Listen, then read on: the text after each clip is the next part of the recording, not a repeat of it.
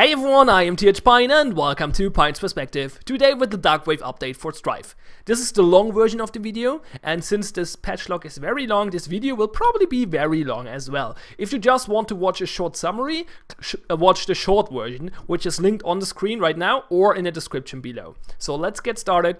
This will take a while, so lean back and hopefully enjoy the show. So, first change, hero kill gold got changed. Basically, S2 decided the rubber banding is too strong, and the comeback potential is nice, but a little too crazy right now. It's too easy to negate the opponent's advantage by killing him once, so let's nerf that a little bit. Sounds like a good idea. I think the new numbers look pretty well, pretty fine as well. Basically the maximum that can happen, so if your enemy has way more gold than you, you get 3 times the gold for killing him than he would get for killing you. On level 11 and higher, this means 750 gold for you and 250 gold for him, which sounds about right to me. Let's see if this is a good number, but it sounds good so far. So like the first change in the patch. Not all of them, I have to say. The next one, for example, is a little questionable in my opinion. If you kill Baldir 3 times now, he will spawn a Dharkwave portal in every lane and spawn 3 Dharkwave whatever they're called, minions, Dharkwave minions. I'm not sure why they're not called Dharkwave Brawlers, but whatever. He will spawn 3 Dharkwave minions per lane. So you get super Brawlers for 1 wave, basically. Why?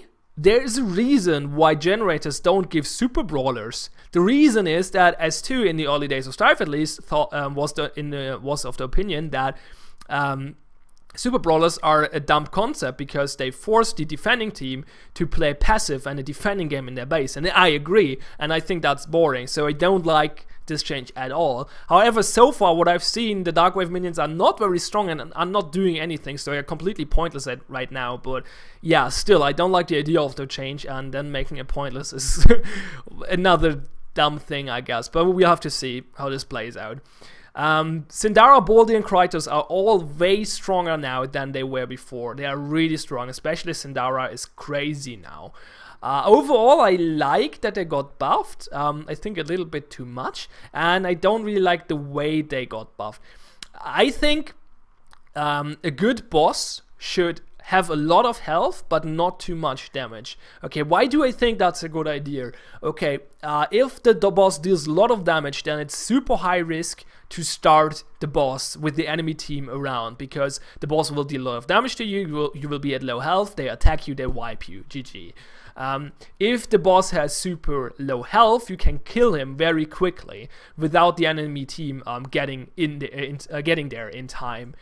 But when the health bar is quite high, but the damage is quite low, then instead of both teams camping around the Syndara pit, one team will just go for it and start Syndara, and the other team is forced to either give them Syndara for free, which they probably don't want to, or start to fight them. So this encourages fights and forces team fights, and interesting team fights as well, because I like those fights in Syndara pits when Syndara is around and pits random people as well. So I will prefer a change in that direction. Right now the bosses are crazy. We have to see how that turns out, but especially with the next change, respawn times increase, so it takes you longer to come back when you die. Basically, your goal right now is wipe the enemy team somehow, so you have to catch them somehow, which can take quite some time if 2 good teams and coordinated teams are playing against each other, because they don't make big mistakes. So it's really hard to engage the enemy team in a full team fight and completely wipe them without taking too many deaths by yourself. So wipe the enemy team and then go for Syndara, because there's no really other way of getting Syndara, because she's too strong. But so it's super high risk now to get wiped or lose a lot of players. So teams will play very defensively, I imagine, which is the opposite of action. So I don't like those changes. No, I don't like them. But tell me your opinion in general. Tell me your opinion about this patch in the comments below. I'm really looking forward to hear what you think after I talk for, I don't know how long this video will be, but probably pretty long. So let's continue, shall we? Towers and generators both got buffed immensely. They're both super strong now. Really crazy. I like the idea of having a safe zone, like a tower being a safe zone, kind of. but I think it's a better idea to see a tower as a kind of an objective, something you want to destroy by the enemy team or protect your own. So a tower should, in my opinion, but that's totally subjective, so people might have different opinions on this. In my opinion, a tower should be able to defend itself from brawlers, so it should be strong enough to kill brawlers quite effectively and not taking too much damage from them. It should go down quite quickly though when the enemy hero is pushing it and nobody is defending it. As long as someone is defending it though, it should not go down too easily, and it should not be too easy to dive someone, but it should be possible to dive someone without too big of a risk. Right now diving is suicidal, which is lame because it means that yeah, people will not dive and diving is actually interesting and intense, and it should not be too easy. I agree, especially not on the first few levels. It's really annoying if people dive you on the first few, well, on level 1 or 2 or so. That's really dumb in my, well, unpleasant experience in my opinion. But it should be possible to dive, and right now it's, as I said, quite suicidal. On top of that, towers grant an out of combat regeneration buff now, but we will talk about that later when we come to OOC in general. So, brawlers. There are more brawlers now, one additional brawler per wave, and they are stronger than before. And at minute 10, 20, and 30, the wave will get increased by 1 more. So, there will be more and stronger brawlers now. I don't like it. They will spawn a little slower, but overall it's more brawlers anyway. I don't like it again, but that's really subjective now, because I don't like the fact that brawlers attack heroes at all. Like I don't like the fact that brawlers decide an engagement, or can decide an engagement, or affect the engagement, I should say. Some people like this quite a bit, so they like the tactical element that comes in mind. Oh, I only attack the enemy when I have my brawlers than him and stuff like that. I'm not a big fan of that. Some people like it. I think overall those brawlers are quite strong now. Another reason why I don't like this is it forces you, like when you have a brawler wave pushing your bottom lane, it forces you even more than before to send someone there and clear that wave.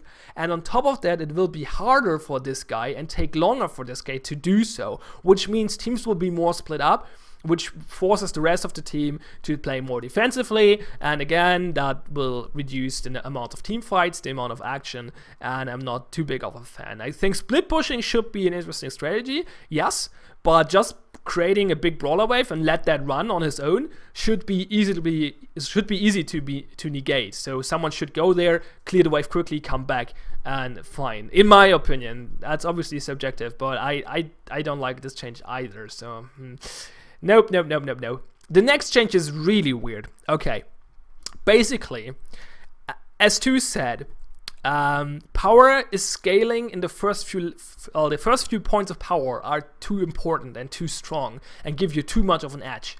So we just start everyone on 130 power instead and increase the health values to negate the effect. So basically, because you're starting at 130 health power instead of 100, each other point of power will be less important than before because of the natural diminishing returns, because 10 power is 10% of 100 power, but less on 130 power. So it's just less than before, relatively speaking, well, in a relative sense. So and to compensate for the fact that heroes are stronger now on level 1, they increase the starting health and the level up health of all heroes, which is a super weird change in my opinion for multiple reasons. Okay, so first off, yes, they achieved their goal. Their power effectiveness curve is a little different now. It's not as crazy anymore in the first few points of power, but power is not starting at 100 anymore, which is really weird, because this means you have your hero on level 1, no item, and your skill will say, hey, this skill deals 100 damage. You use the skill and it deals 130 damage. So it's completely unintuitive. This is strange. The other thing is, they completely throw off all balance by increasing all the health values, because that obviously changes the game completely. Especially because they did not increase the health values of items, which is really weird to me. So here's how I would have solved the issue. Like, first of all, I don't think there was a big issue with power being too strong in the first few points. But if you think so and you want to change that, a better way, in my opinion, would to look at what is exactly giving those huge power spikes early and nerf those things. What are those things? Small power items like power boots and Fellblade, for example, and small items built with power components. So what could we do? We could nerf power boots, power components, so power shard, power crystal, power relic, and maybe Fellblade, not even necessary, maybe, depends a little bit on what exactly is the problem, and maybe a few other items as well, small power items, and at the same time buff the big power items by the amount you nerf the components. So you buff the power conduit and the grimoire by the amount of power you removed from the component value, from the power components, which makes it harder to get power early in the early game, but by not affecting it late game, and you don't have to redesign all your health values. So that's an idea, maybe.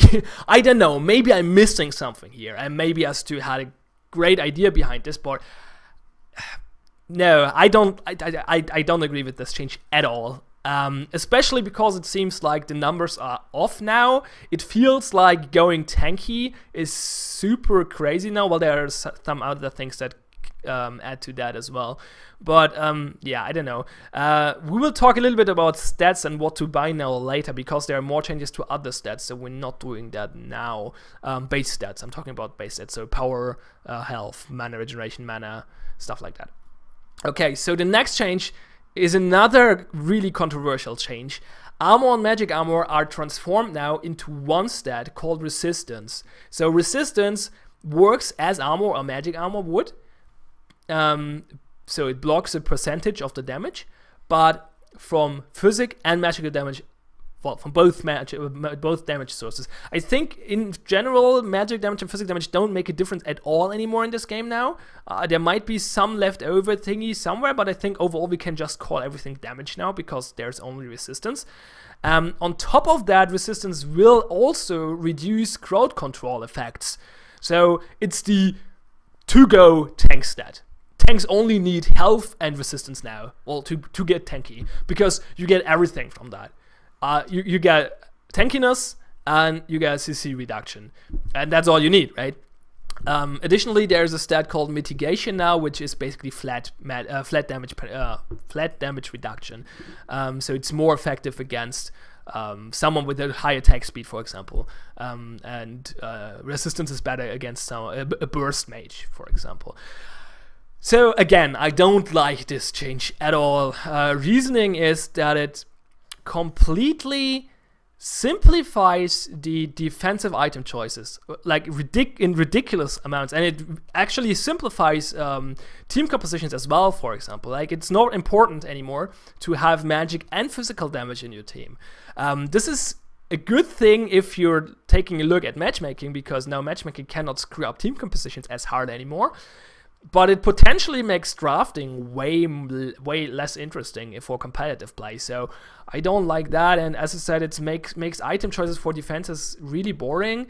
And on top of that, it's a balance issue as well. Because, like, before it was this situation, you have a carry and you have a tank.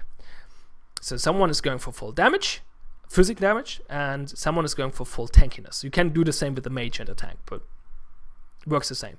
So the tank is either built in a way that he's either built with a lot of armor. In this case, he is stronger than the AD carry, because he doesn't take a lot of damage from him, and he can probably outstand him, and he is a big threat to the AD carry. Or he's built with a lot of magic armor. In this case, the AD carry is probably way stronger than the tank, but the other way around with the mage. Or the tank is built both, like, kind of balanced armor and magic armor, and then he's okay-ish against the mage and the AD carry, but not good against both of them, but not really bad against both of them either, or any of them either.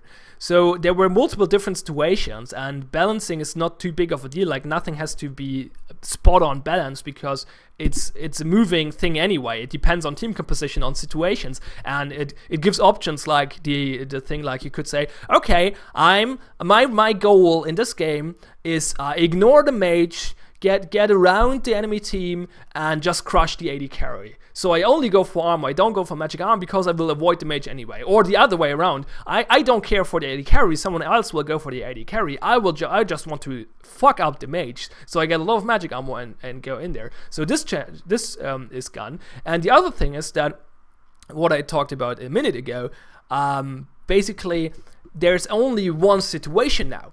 The armor has, the tank has some effective health by resistance and health combined, and the AD carry or the mage both have some damage output. So it's always basically when they are at the same amount of gold, it depends on balancing, and balancing alone, not on item builds,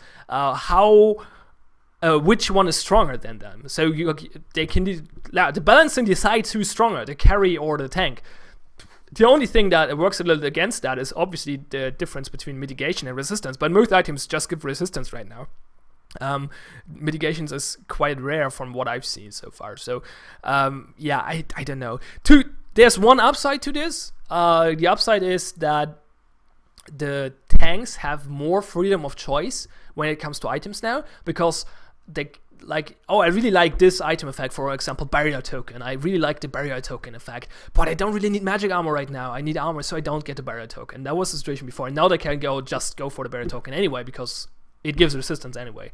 So that's the upside, but I think that's clearly outshined by the downsides, but I don't know. I think most people dislike this change, at least from what I've heard. I'm not really sure what S2 was aiming at with this change. Just simplifying the game? I don't know, maybe. Well, congratulations, you did that, but I don't think in a good way. But that's just my opinion, obviously. I mean, that's why the show is called Pion's Perspective, right? So, mana. You get less mana regeneration, but more starting mana, and more mana per level.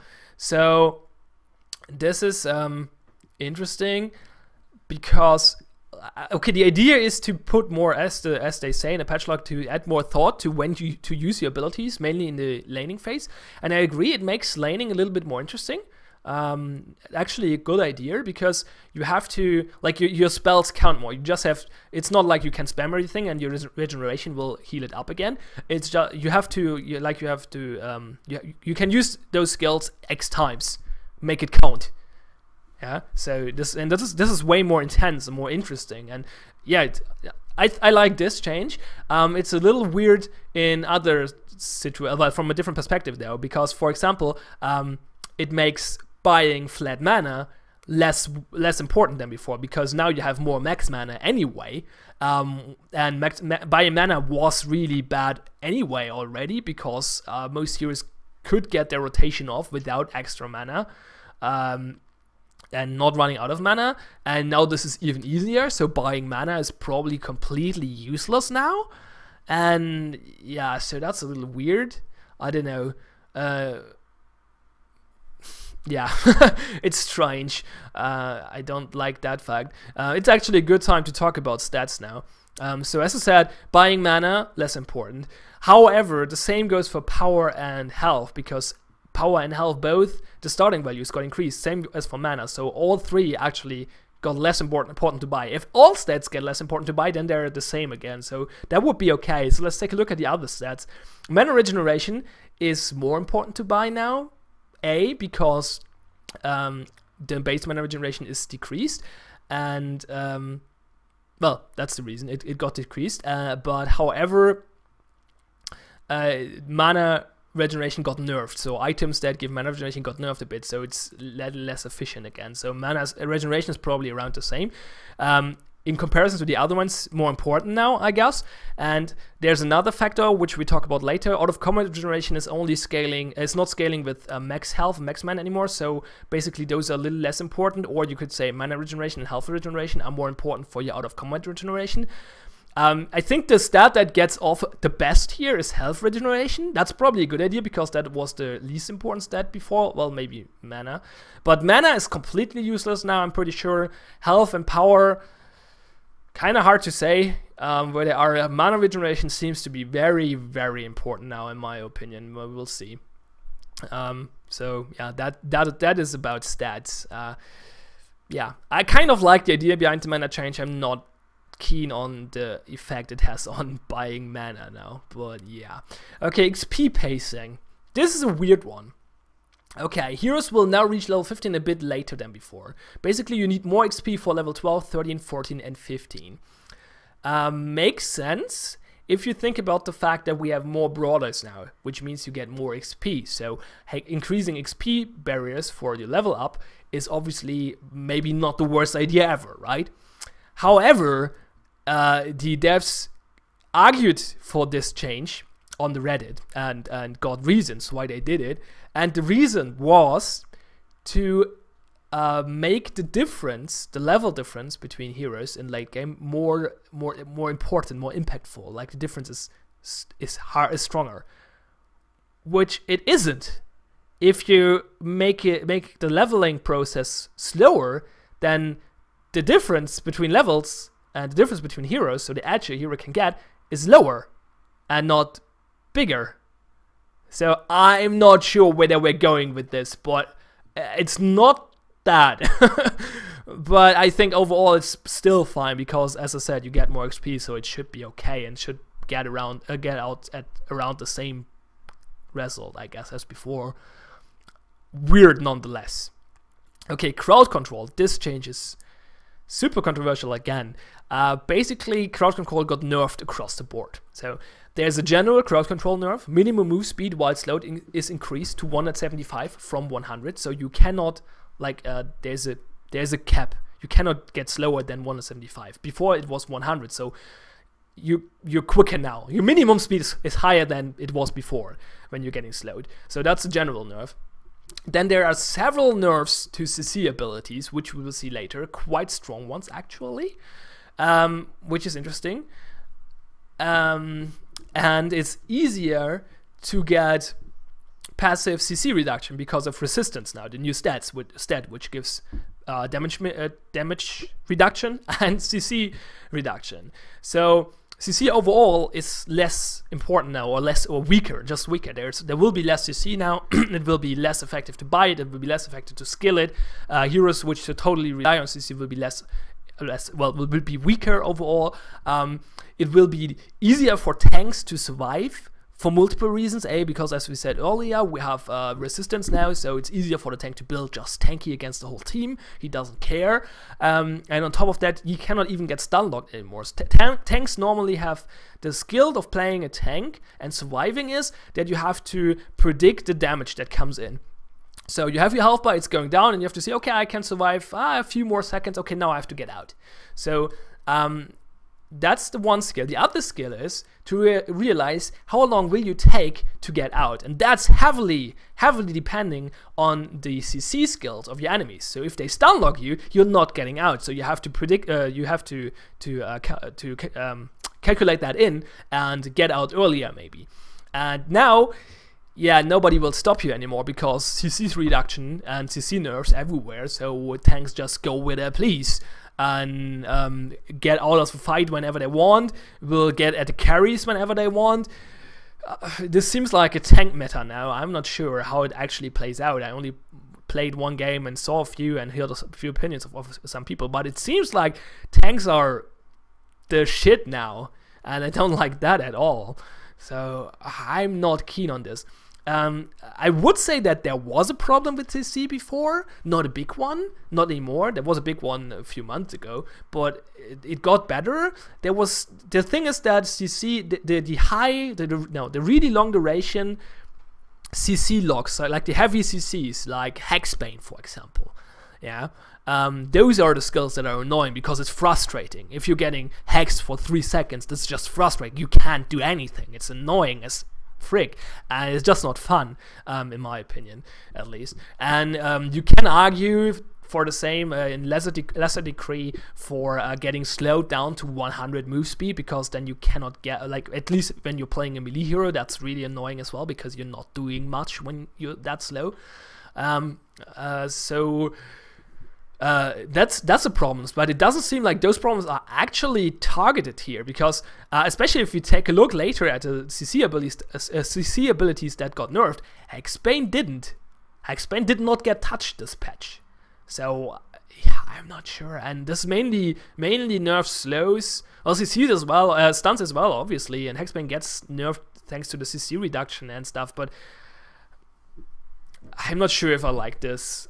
We will see how it plays out, though. This is really, like, kind of hard to predict if this is really as bad as it sounds, at least in my head. So I'm not completely condemning this change yet, but I'm a little, I'm a little worried. Let's put it that way. Okay, the next change is completely great and good. It has one downside, but it's mainly good. Jungle Monster Gold rewards have been adjusted and are now split like Brawler Gold. When I played Strife for the first day, one of my first questions was, why do jungle neutrals work different than the brawlers in lane? Why is the gold not split? That makes no sense whatsoever. And now they change it. Great. So there's one downside to it. We will talk about that a little later, though, because that fits to a different topic as well. So yeah, we will come back to jungling. So there we go, out of combat regeneration. I mentioned it earlier. Out of combat regen no longer scales based on health and mana pool. It simply multiplies your in combat regeneration. Towers and generators now grant an out of combat regen bonus to allies within their attack range. So this, as I said, makes health regen and mana regen more important. Well, it makes health and mana less important, to be honest. Which is okay in my opinion, at least making health regen more important and health less important. But the other thing is the more interesting one. Sorry. Okay, so the other one is the more interesting one. Towers and generators now grant out of combat regeneration. Okay, the idea is, like as they write here in the text, basically to give more interesting choices between what to do. Go back to base, fall back under your tower, or roam another lane. I don't like it too much though. Because I think that sitting under your tower is a very, very boring thing to do. I don't want to have that as an interesting choice. I really don't. I don't want to do that. It's just making ganking and roaming less attractive as well, because before it was like, oh, I took some damage, I'm not completely low, but I took some damage, so let's just wander off in the jungle, go to the other lane. When I get there, I will have some health regenerated and maybe can get a good gank off with almost full HP, and then I walk back and the damage I took from the gank will be healed up again when I'm back in my lane. Great. But now with out of combat regeneration basically being less effective than before, this is not as strong anymore as it was, and it's stronger to sit under your tower and do nothing. And I'm pretty sure we can agree on doing nothing is not an interesting thing to do. It's actually quite boring. I mean, I could demonstrate.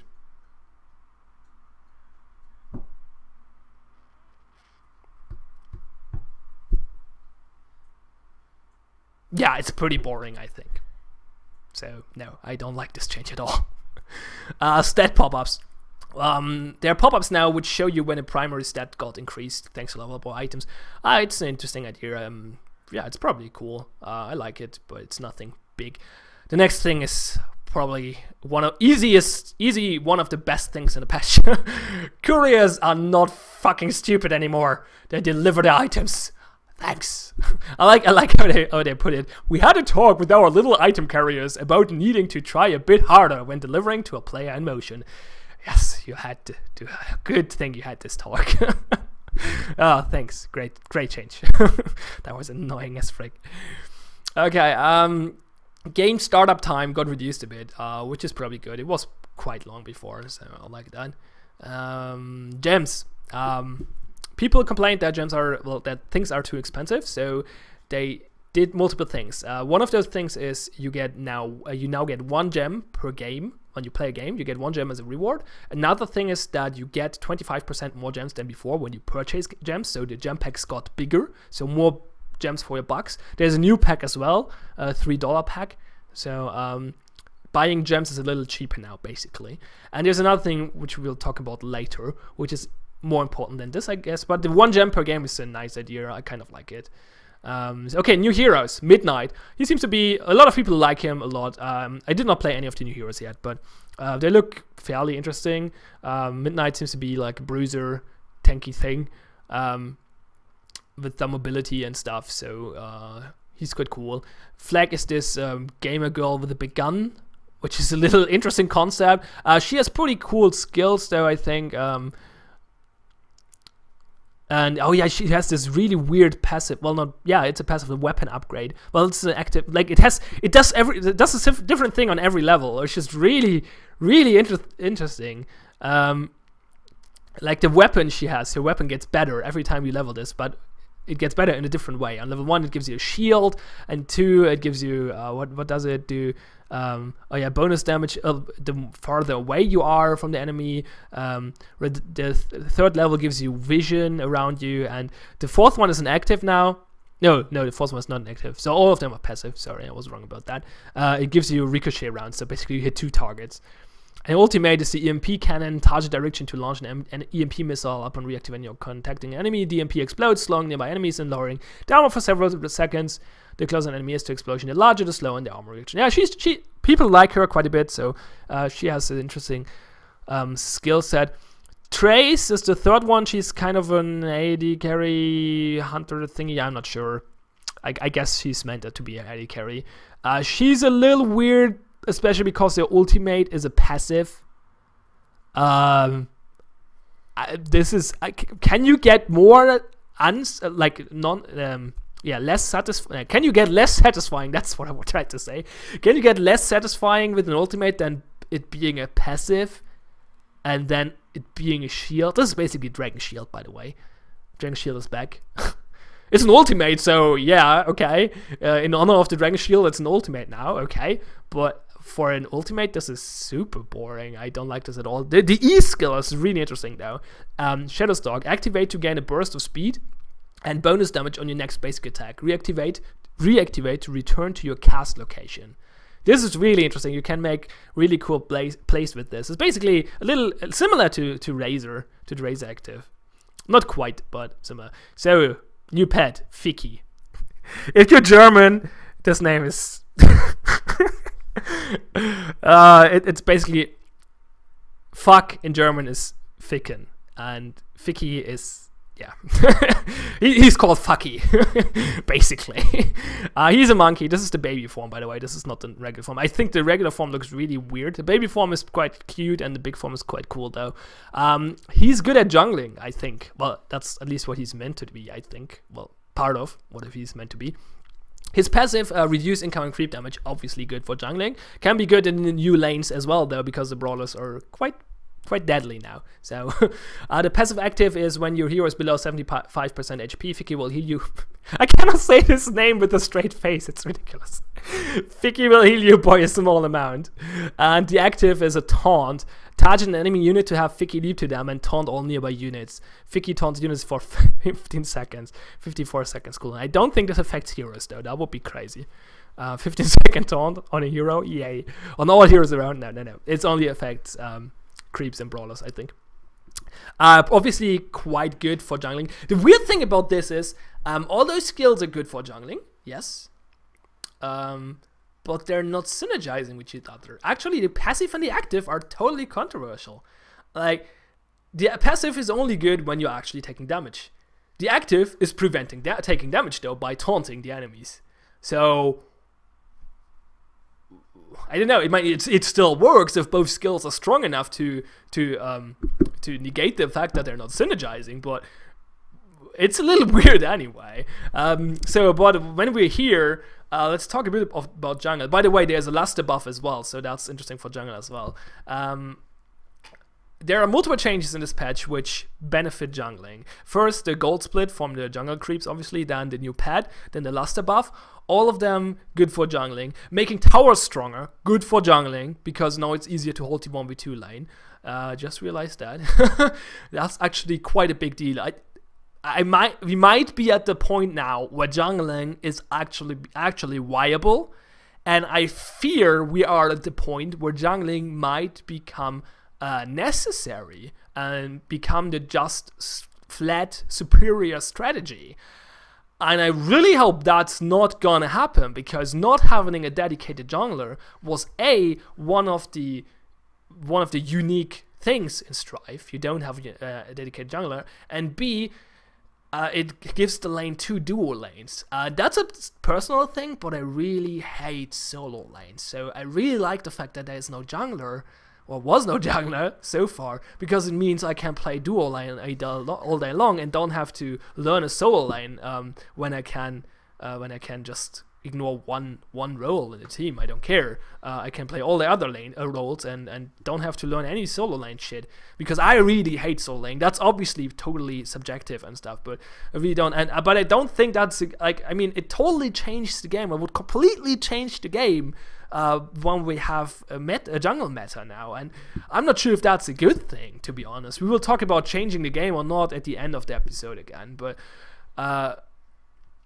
I hope we're not getting jungling now. I liked how jungling was. It was a little too weak, so I like the fact that it got buffed. I think it is cool to have those jungle camps as an option, especially when you push your lane. You can go in the jungle and the enemies are not sure, is he going for the jungle creeps or is he going to gank the other lane? Stuff like that, I like that. But having a dedicated jungler, I'm not keen on that idea at all. I hope it's not gonna happen, but with this patch it might happen. I hope it's not. I really hope it's not.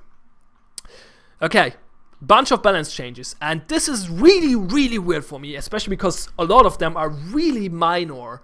So this is completely strange because, okay, no, we will talk about it in a second because there's a good example for this. Let's talk about the changes first before we talk in general.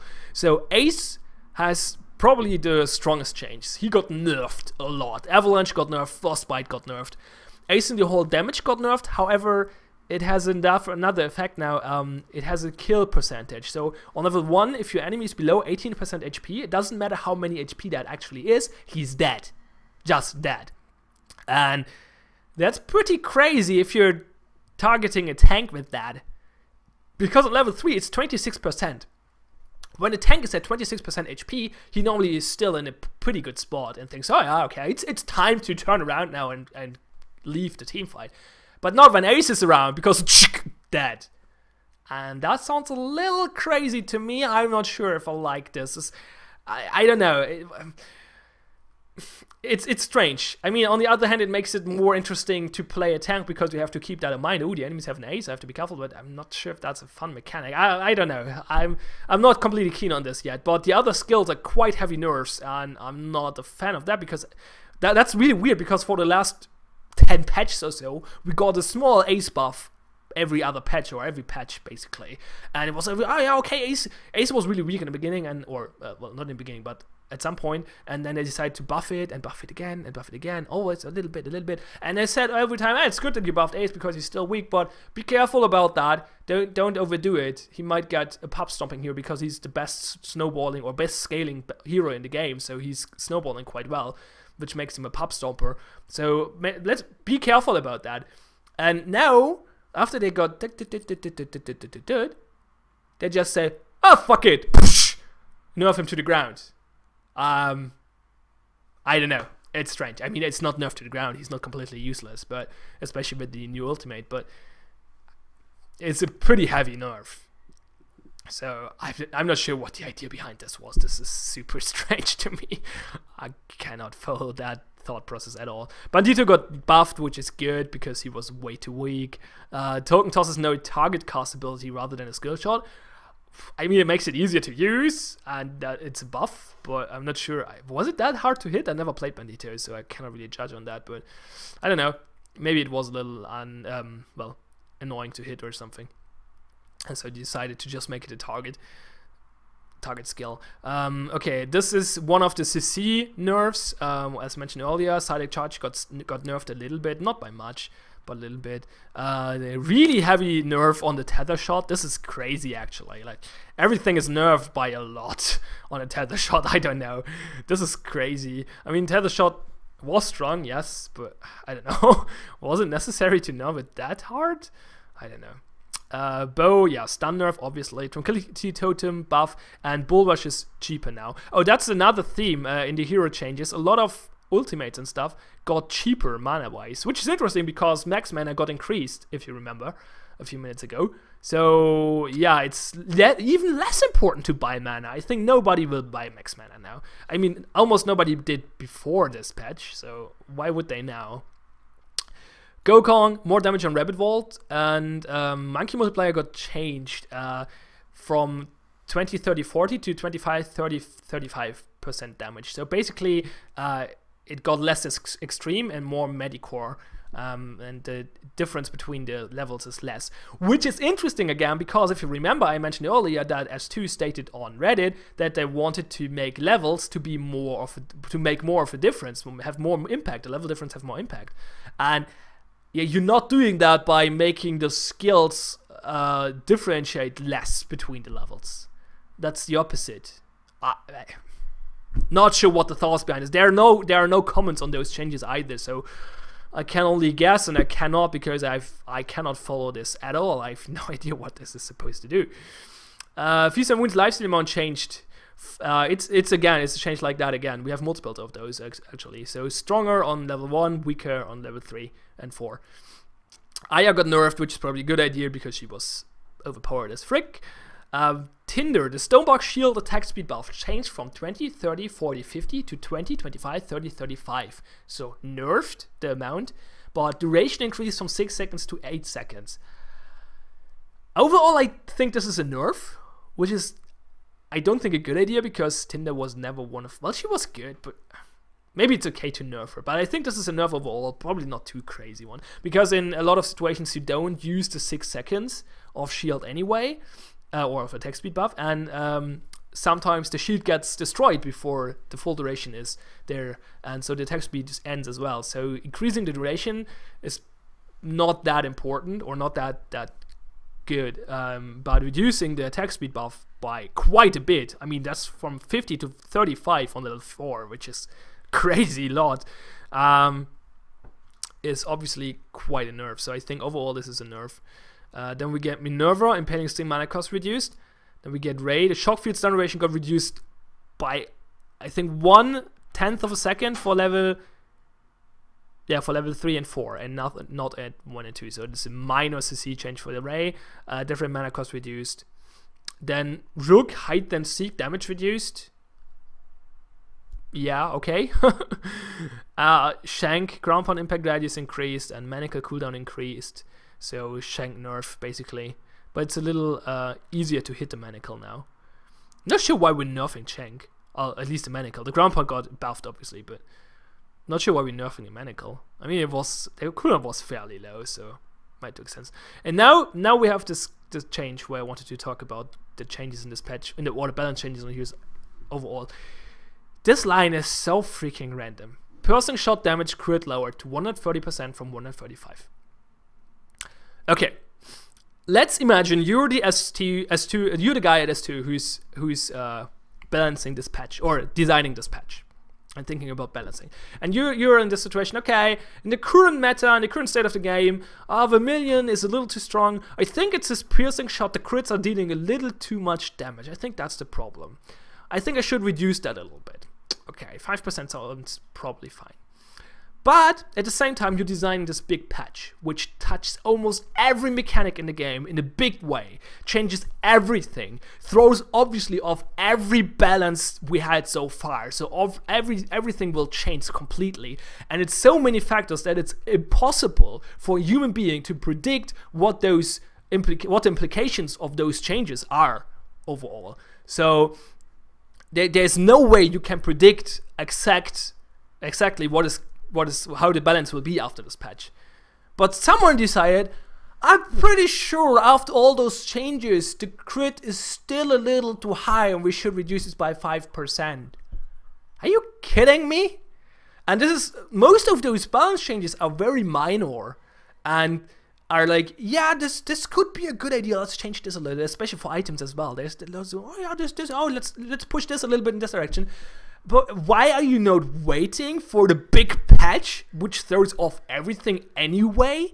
And and wait for that and see how the things are afterwards. Maybe your balance change is not necessary, or it's maybe necessary in the other direction.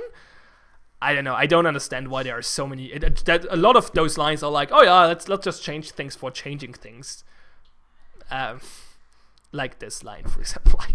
I don't know. Maybe there is a good reason behind it, but I really doubt it. I really doubt it. I cannot see one. Like, it's impossible to predict if Piercing Shot is dealing still a little bit too much damage after this patch. Like, this patch is so groundbreaking. Yeah. I don't know. Okay, Vax got buffed quite a bit, actually, which is interesting because I like Vax. But he can very, very meta determined. Like, he can be very important for the meta and for how games play out, because he has this global ultimate, he has this global presence. He is the one, like, he makes, if he's a strong hero, which he gets when he gets buffed, obviously, then he can make the plays, he can change the course of the game, he's the split pusher and stuff. And so you have to be careful with Vex, is what I'm saying here. The first change is a buff, but I don't like the way they did it again. Swarm Shot lowered speed slightly, but improved homing properties. Should be slightly easier to hit now. Should. Let's hope it is, because it was really annoying to hit before.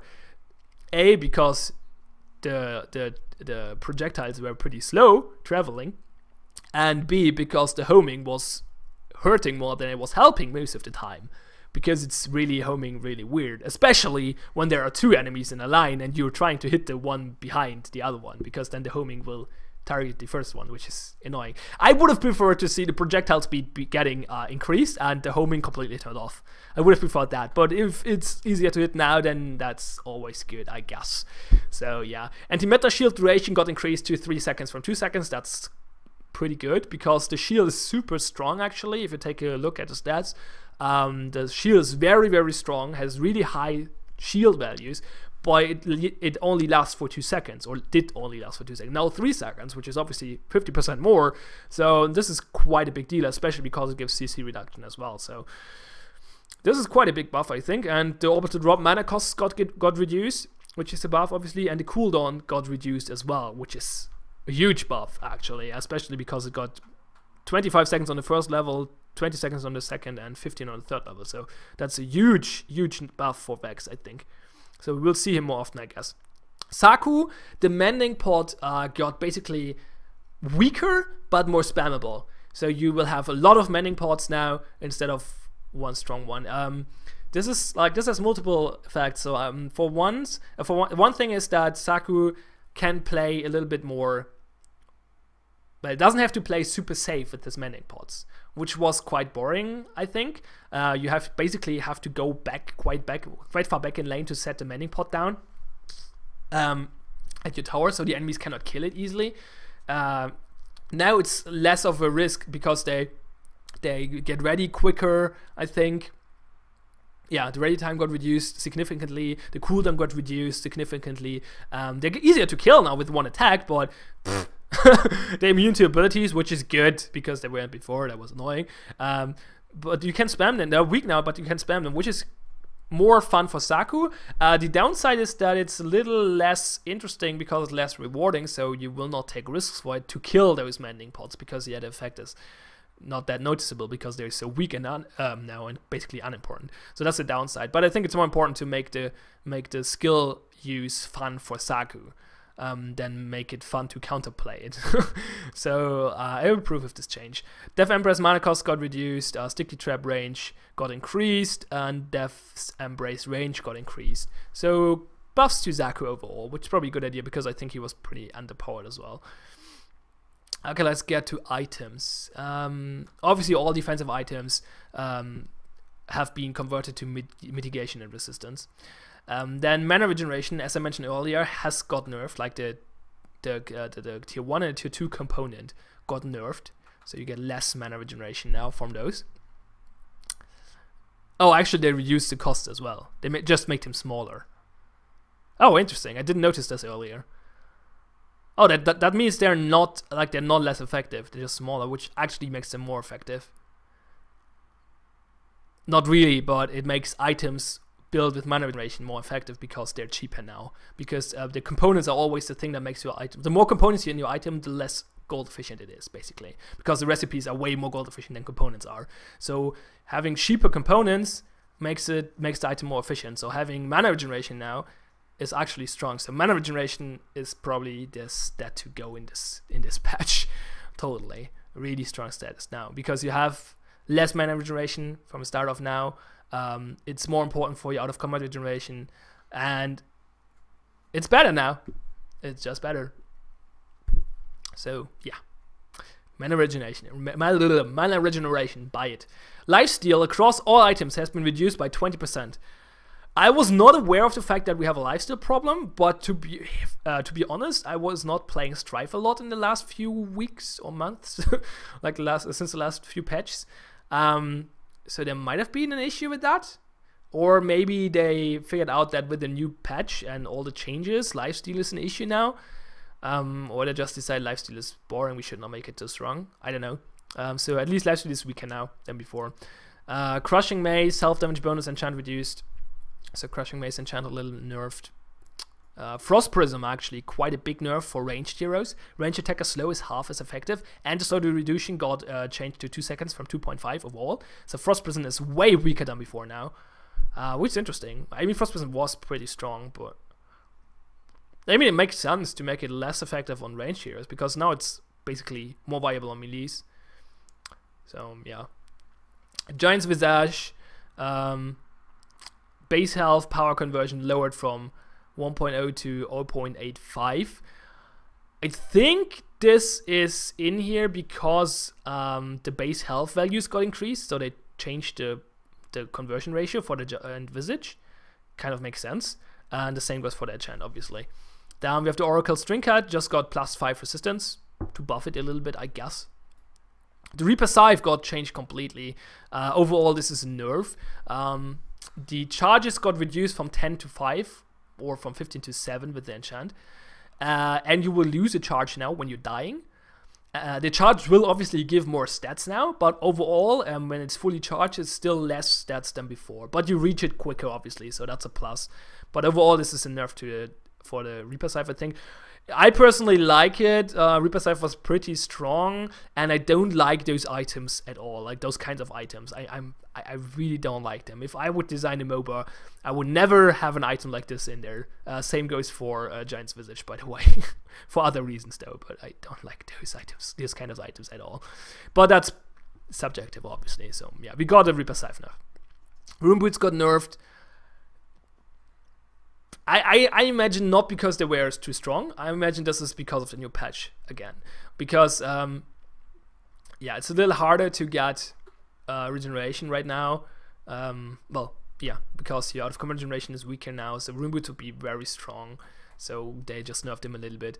Spirit Ward gets buffed by getting +5 resistance. Okay, Spirit Ward was pretty weak, so especially because Spirit Ward is strong if you buy a lot of mana. Nobody did build mana. Even less people will build mana now, so Spirit Wall will still be pointless, but buffing it is probably a good idea anyway, so yeah, yay for that. Titan Slayer, very interesting change, and I'm not sure if I like it, but since I'm not an AD carry player, I probably just ignore it and let other people deal with it. So instead of dealing 4.5% of the enemy's health, damage per hit, it will now deal 1.5%, but scaling with power. So at 200 power, that's 3%. Basically, this is weaker now than before, because in order to get to 4.5%, you need 300 power, which is obviously a lot. However, this makes sense since the health values are way higher now than before. So, yeah, I get it. You need more attacks now to kill the enemy, but all other people need more attacks now as well, because they just do not deal more damage, but the enemies have more health. Well, they deal a little bit more damage, but not a lot. And yeah, not sure. I I think overall this is a nerf to Titan Slayer, which is maybe a good idea. However, with tank meta coming up, it might be good to have the Titan Slayer be strong. Why I find this change interesting is the fact that I thought the Titan Slayer was aimed to be an item for heroes that focus on attack speed instead of power, because it obviously did not scale with power, but it did scale with attack speed quite well, because more attacks is more damage, obviously. So, and now it scales with power again, so yeah, it's not doing that anymore. Maybe they figured out Titan Slayer on Vermilion was OP, I don't know. That might be the reason, I mean, it could be. And the enchantments obviously got adjusted as well, so that makes sense. Vampiric Dagger, the enchantment that gives you health back when you get an assist, got nerfed, which is good because it was fucking OP. And especially with the new health values, that would have been crazy now. So, yeah, nerfing that enchantment is probably good. Warp Boots got a nice change. I love it. I love it. They just have to add this to Vex Ultimate as well. The Warp Boots will now reset to half cooldown if they are interrupted by the user, which is really cool. I really like that functionality. Well, kind of. I think half cooldown is a good way. Like, it should not reset completely, because then you could fake it, and that would be really annoying for the enemies. But I think putting it on half cooldown is a good middle ground, because you will not use it for faking it, but you will not getting punished too hard if you have to cancel because you misjudged the situation or something. So, yeah. Okay, pets. The biggest pet change is probably the Bounder nerf. The move speed got reduced by 50%, and the cooldown for the trigger slow got increased by, what's that, 33%. So that's a quite heavy nerf to Bounder. Well, Bounder was the to-go pet, so that makes sense. Interestingly enough, we get the movement speed nerf for Fits as well, by 50% as well. I'm not sure, they just decided movement speed by pets should get nerfed by 50% apparently. Not sure why they thought that, but okay. I can live with that. Luster, as I mentioned earlier, Greed passive trigger cooldown reduced from 35 seconds to 12. So yeah, that's that's a lot. That's a lot. That's quite above. But yeah, we'll see if Luster will make appearance again. Pinsir and Plunder both got their armor and magic armor values changed to resistance, which makes sense because we have no armor and magic armor anymore. Tink passive now grants a bonus 3 health and 1.5 mana regen while out of combat. I'm actually not sure right now what it did earlier. I never played with Tink. Sorry. Tortoise max health passive increased by 30%. Makes sense because it was a flat amount and they changed all the base health stats. So yeah. Still, I don't know why they changed the base health stats but not the items. What? I guess they have reasons. I mean, it would be even crazier right now. I mean, it's probably a good idea to stack a lot of health right now anyway, so it's probably a good idea to not buff the items as well, because that would make it even more important to stack health, but yeah. Okay, interesting change now, the next two ones. If you craft an item, you can, as before, craft it permanently for 360 elixirs, or you can craft it for 1, 3, or 7 days for a reduced cost. So 1 day costs 36 elixirs, so 1/10 of the price. I'm not, I think 3 was like, what was it, 80 or so, and 75 elixirs I think, and 7 was like 140 or so. So basically you can check out is the item good for 1 day.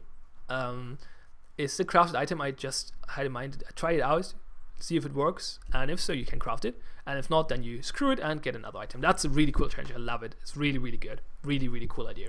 I would have preferred to have, oh maybe not, no, never mind. I was thinking about having the ability to scrap an item for full price for the first day or so after crafting, or first X games. But I think this is the more elegant solution, because then you can basically craft and recraft your items every time, and you can always have all the items you need. So that's probably not a good idea.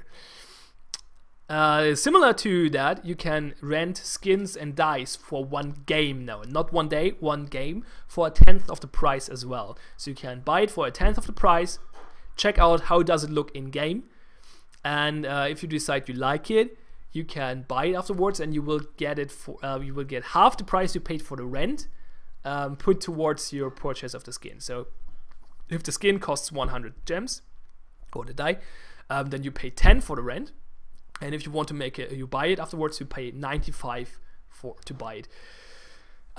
Better than before. I would prefer the ability to just use all skins and dice in the practice match thingy, like the test mode, for free. That would be more elegant, in my opinion. But I mean, a 10th of the price is okay, so I'm not complaining about this. It's better than before, but yeah, I would have liked to have an option to test it in the practice mode to see how it looks. Yeah. Anyway, let's go to the next topic. So we're getting to an end here. This video is way too long already. So wow, 1 hour. Fuck. I was looking at the clock earlier and was 20 minutes. Oh, that was going fine, and now we're at 1 hour. So great. The launcher, the lobby got changed a lot, completely redesigned. It looks quite good. I don't think it was totally necessary, but I mean, it looks better than before, so why not? The downside is it lags as frick for a lot of people. I don't think for all, so it might be an issue, like a bug they have to fix, but for me it lags like crazy. It's really unpleasant. And on top of that, what I don't like is the friend, some people like it though, the friend list and the chat windows pop out as extra windows in Windows. So you have them in your taskbar. You can snap the friend list to the lobby, and then it will not show up in your taskbar anymore. Boromag told me you can do that with the chat windows as well, but I could not do it. So either this is a bug, or he misunderstood it and thought I was talking about the friend list. Well, I misunderstood him, and he was talking about the friend list. One of those things. But I don't like that. I mean, some people like it, but I cannot imagine that might be annoying.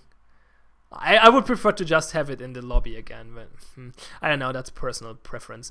So I cannot really show it to you here because the zoom is too big and the pictures are not getting resized, which is dumb. But anyway, so yeah, the new in-game UI is there as well. So the in-game, I can't really show it to you, but I mean, you will see it when you join the game. So basically, the 2 big differences are you have globes for health and mana now instead of health bars and mana bars.